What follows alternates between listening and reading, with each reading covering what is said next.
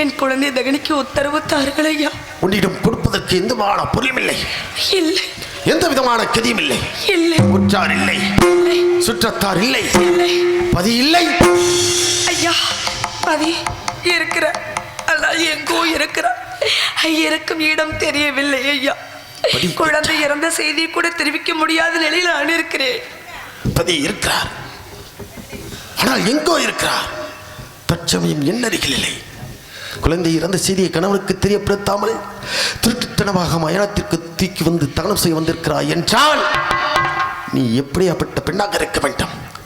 கணவன் இருந்தால் கழுத்தில் ஏதாவது இருக்க வேண்டும் அல்லவா? இறைவா, காசிநாதா, பரம்பொருளே, இதனால் வரையும் நான் எந்த பெண்ணையும் ஏறெடுத்து கூட பார்த்ததில்லை.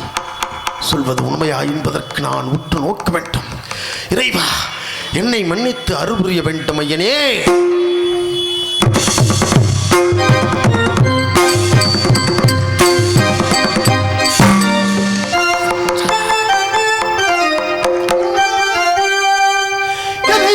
சுற்றமில்லை, கெட்டிட வகையும் இல்லை, இல்லை என பகர்மொழி உரைத்த மாதே மனிதனில் உன்னை நான் மகாஜாலினில் என்பேன். அதான் சதிராடும் தாளிதனை விட்டு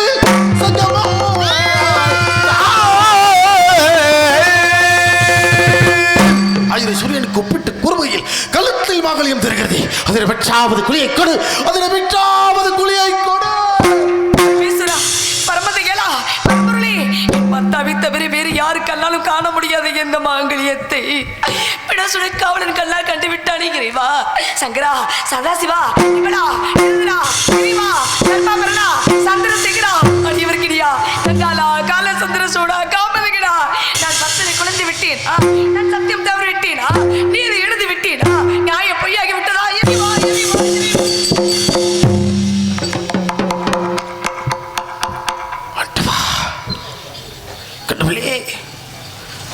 இது என்ன கொடுமையாக இருக்கின்றது? இது என்ன கொடுமையாக இருக்கின்றது? தேவர் மூவரை அவருக்கும் தெரியாத தாலியை கேவலம் கேவலம் இந்த படம் சொல்வன் கண்டுவிட்டானே, பார்த்து விட்டானே என்று கதறி துடிக்கின்றானே. அப்படி என்றார் என் மனைவியா?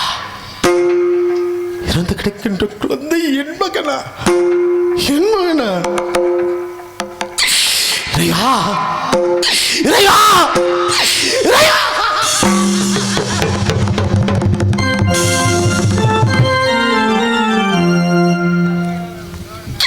கடவுளே, கடவுளே, எல்லையை மாற்றி விடாதே, எல்லையை மாற்றி விடாதே. சுவாயனம் என்று சிந்தித்திருப்பதற்கு அபாயம் ஒரு காலமில்லை என்று சொன்னார்களே, உள்ளேயே தச்சன் என்று நம்பிக்கொண்டிருக்கின்றனே. எல்லையை மாற்றி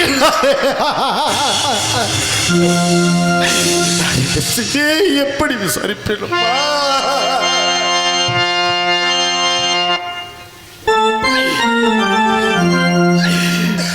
மங்கையே,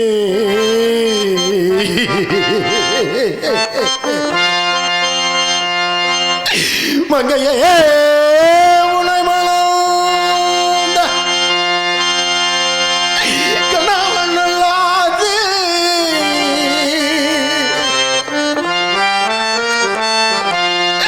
மற்றவர் கண்களுக்கு தோன்றாத பெண்ணே, பெண்ணே,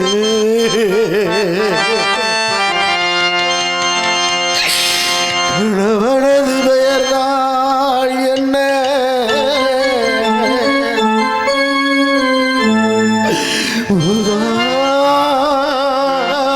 என்ன காட்சமதில் வைத்திட்ட குழந்தையின் பெயர்தான் என்ன?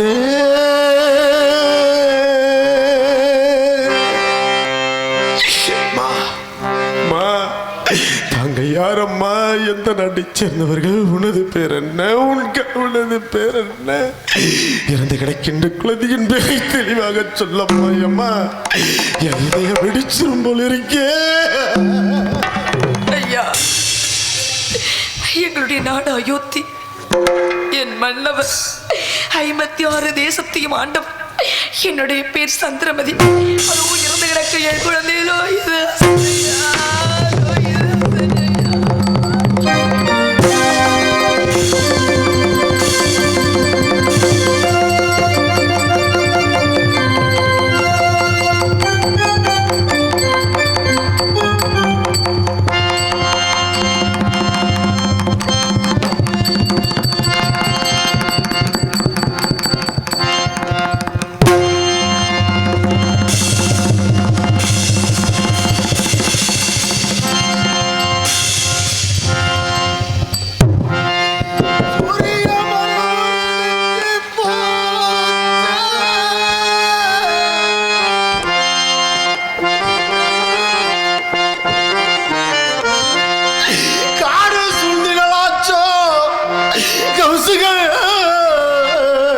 சதிக்குள்ளாச்சோ.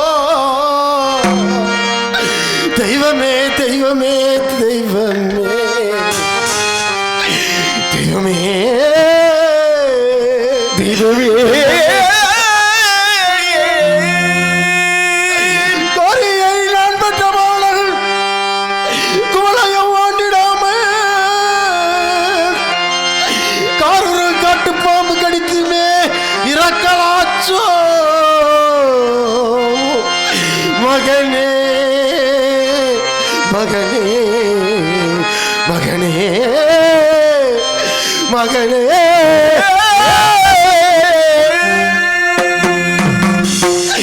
எப்போ எப்போ கரும்பே எனக்கு ஆறுதல் இல்லையடா இல்லையடா. என் தலை இடித்து விடக்கூடாதா? எரித்து சபளைக்கு விடக்கூடாதா? மாதவியே, நீ இரண்டாக பிளந்து என்னை விழுங்கியிருக்க கூடாதா?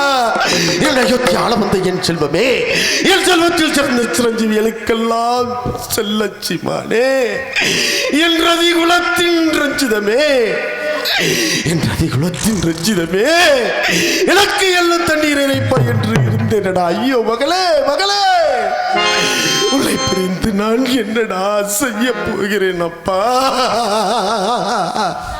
ஐயோ மகளே மகளே மகளே மகளே. தாங்கையா, எதற்காக என் குழந்தை எடுத்து அழ வேண்டும்? தங்களுக்கும் என் குழந்தைக்கும் என்னையா உறவு? தான் ஆடவில்லை என்றாலும் தசையாடும் என்று சொல்லுவார்களே ஐயா, உங்களுக்கு இது போல குழந்தை இறந்ததா? அந்த குழந்தை இறந்து விட்டதா? இறந்த ஞாபகம் உங்களுக்கு வந்து விட்டதோ? தாங்கள் யார் ஐயா? தாங்கள் யார்? கடவுளே கடவுளே, நீ எத்தனை சோதனையை கொடுத்தாய், எத்தனை சோதனைகளை கொடுத்தாய். அத்தனையும் தாங்கிக் கொண்டனே, அத்தனையும் தாங்கிக் கொண்டனே. கட்டிய கணவனை பார்த்து மனைவி யார் யார் யார் என்று கேட்கின்ற நிலையை கொடுத்து விட்டாயே, கொடுத்து விட்டாயே என் இனியவளே. ஐயா, என் அயோத்தி மாநகரத்தின் நல்ல குறையாத அட்டைய பாத்திரமே ஐயா, 30 கோடி தேவர்கள் போற்றிய உத்தமியே ஐயா, என் சிந்தையை குளிர வைத்த நீரோடைய ஐயா, தெல்லவதே கலக்கண்டே என அழைத்த வார்த்தைகள் எத்தனை எத்தனை எத்தனை. என் கண்ணுக்கு கண்ணாக காட்சியளித்த கற்பு கரசியே, என் முனோடு உயிரோடு கலந்து உயர்ந்திருக்கும் உத்தமியே, இந்த மயானத்தில் வந்து மணிமகுடம் கொண்டு மாசு பெற்றிருக்கும் மாணிக்கமே, என் மாணிக்கமே, உன்னை பிரித்து நான் பட்ட துன்பங்கள் ஏராளம் ஏராளம். மா, என்னை பாரம்மா, என்னை பாரம்மா. தேவி தேவி கல்ல தாரா.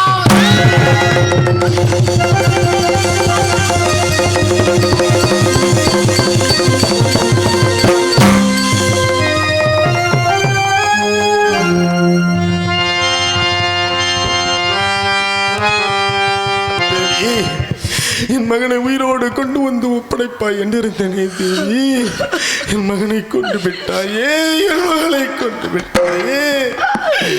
சூரிய வம்சமே அழிந்து போய்விட்டனே. என் மகனுக்கு அப்புறம் யாருமே இல்லையா தேவி? தேவி சுவாமி, ஆறுயிரும் ஓருயிராய் என் அன்பு களஞ்சியமே, பார்ப்புகளும் கண்ணே என் பாசமான ராஜாத்தி ராஜாத்தி, பாசமுள்ள ராசாத்தி,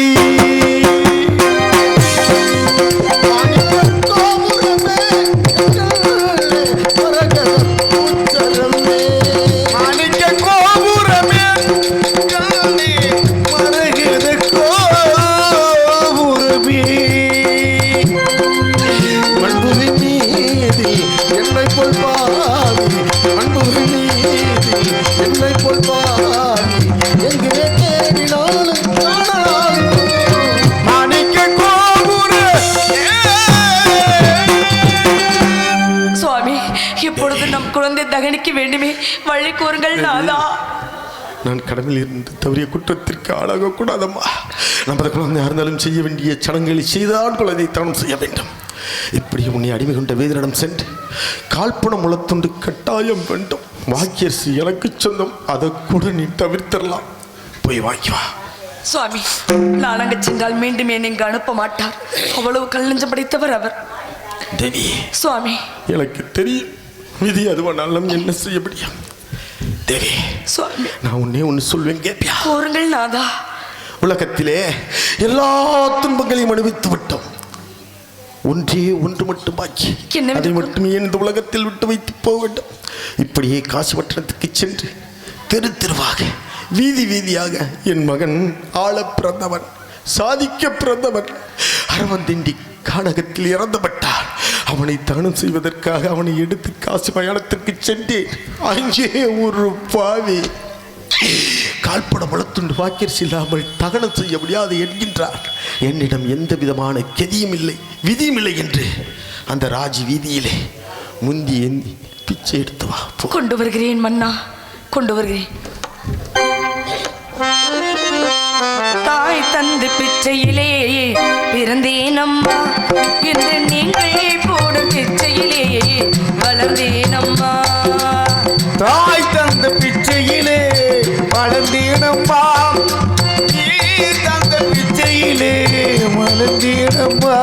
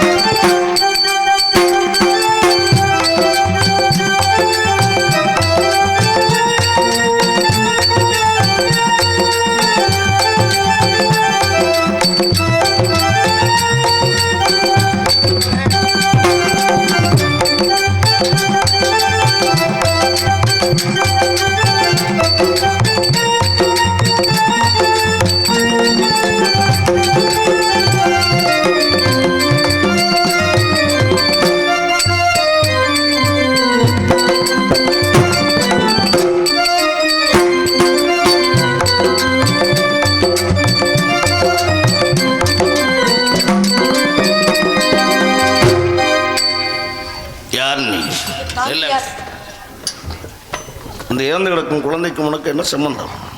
ஐயா, அது அனாதையாக இறந்து கிடந்தது என்று. குழந்தை யாருன்னு உனக்கு தெரியுமா? யார்? காசிமகனுடைய குழந்தை கனகவேலை கழுத்துல கொலை செய்ததுமெல்லாம் அமல அவனை வைத்து பிச்சை வேறு எடுத்துக்கொண்டு இருக்கிறாயா? சொல்லியும் கேட்காம மறுபடியும் எடுக்கிறையா நீ? எதற்கு? என் குழந்தை தகனம் செய்வதற்கு. அதுக்கு எவ்வளோ வேணும்?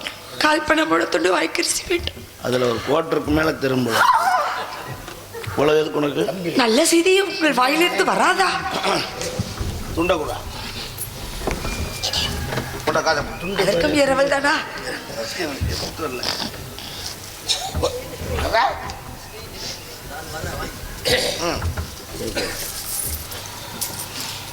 ஒத்த பைசா அதில் இருக்கக்கூடாது. ஒத்த பைசாலாம் இல்லைப்பா. கொடுத்து விட்டேன். வாங்க. இனிமேல் ஒத்த பைசா இல்லை. யாருங்க காவலர்?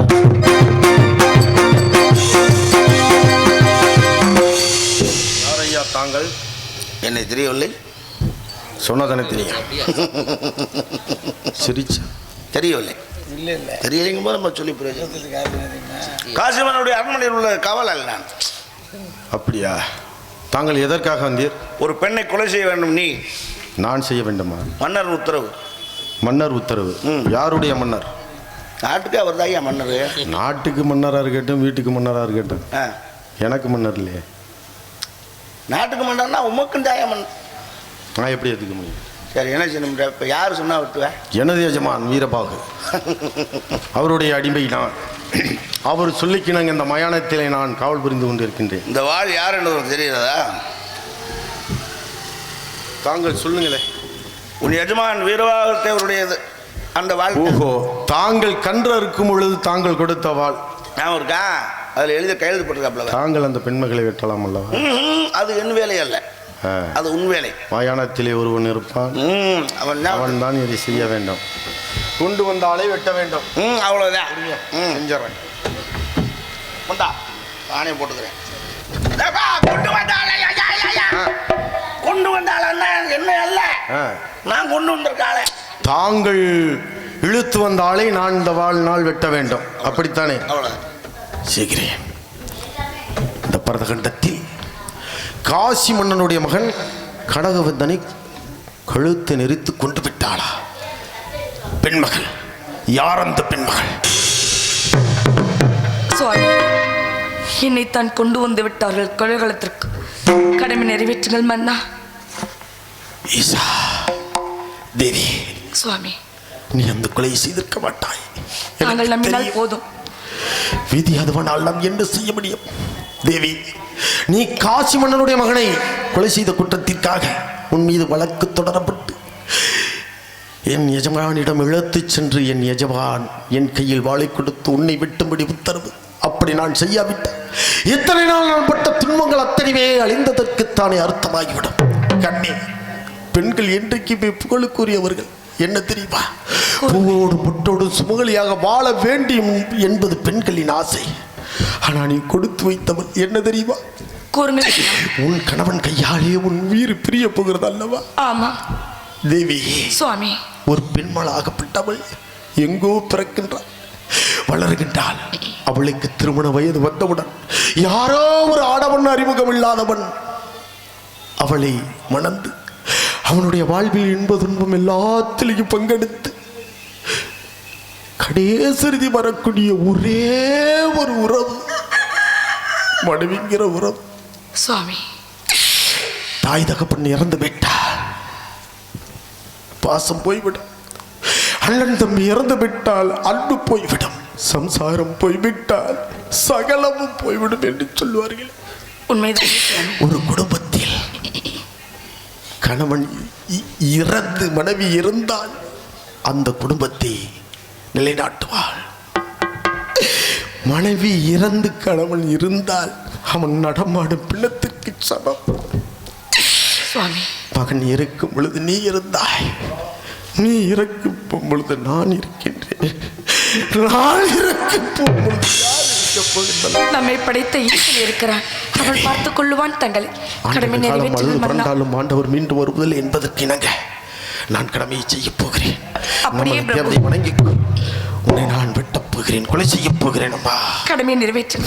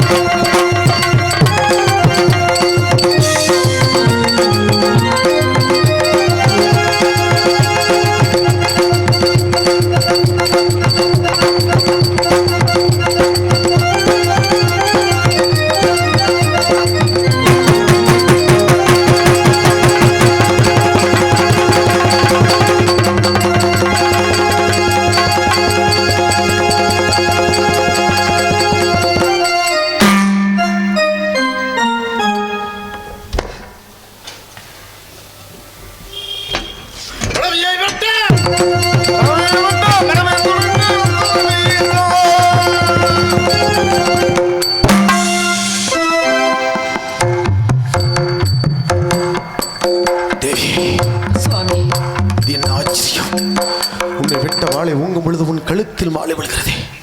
அப்படி ஏதாவது உன் மனத்தில் நினைத்தாயா? மாலை விழுவதற்கு காரணம் தெரியவில்லை. எத்தனை ஜென்மம் எடுத்தாலும் தாங்களே எனக்கு பதியாக வேண்டும். நமது குழந்தை லோகிதாசனை நமக்கு புத்திரனாக பிறக்க வேண்டும். இதுதான் வேண்டும் என்று நினைத்தேன் மன்னா. நினைத்தது தவறு என்றால் மன்னித்து விடுங்கள். மீண்டும் கடமை நிறைவேற்றுங்கள் பிரபு. என்ன பயல்தனம்! வேண்டாம் அம்மா, வேண்டாம். பிரபாவரம் தாரும் இறைவா, உன் பாதத்தில் சமர்ப்பிக்கிறேன். மறுமுறை நான் உன்னை விட்டப் போகிறேன் இறைவா. மனைவியை விட்ட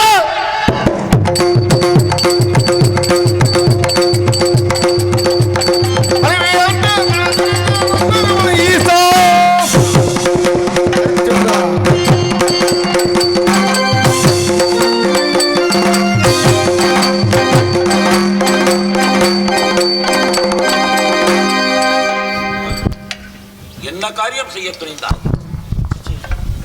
ஹரிச்சந்திரா, ஈசனே, முக்கண் படைத்த முழுமுதல் கடவுள்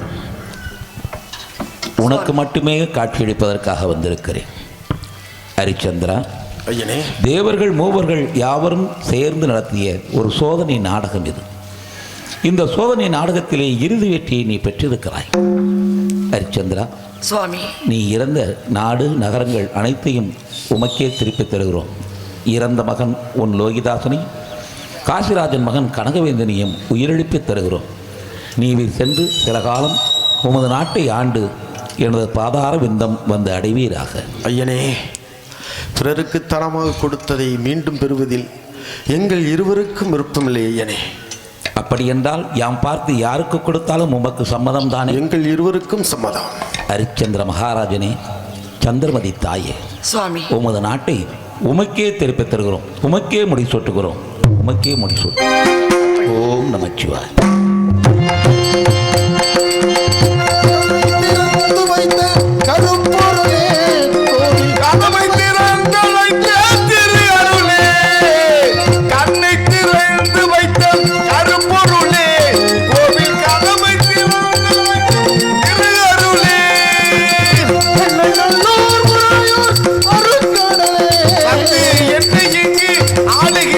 பரம்பொருளே இறைவா, சித்தமெல்லாம் எனக்கு சிவமயமே, உன்னை தெரிந்த கரங்களுக்கு இல்லை பயமே, சித்தமெல்லாம் எனக்கு சிவமயமே.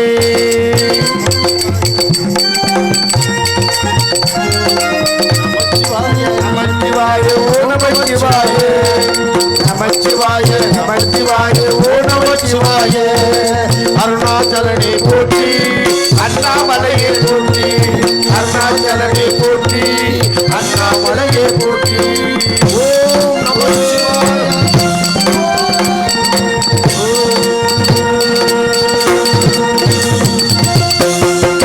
நாடு தெளிக்கவனு நல்ல மழை பெய்ய வேண்டும், நாடு தெளிக்கவனு நல்ல மழை பெய்ய வேண்டும், ஊரு தெளிக்கவனு ஒரு அல்ல வாழ வேண்டும்.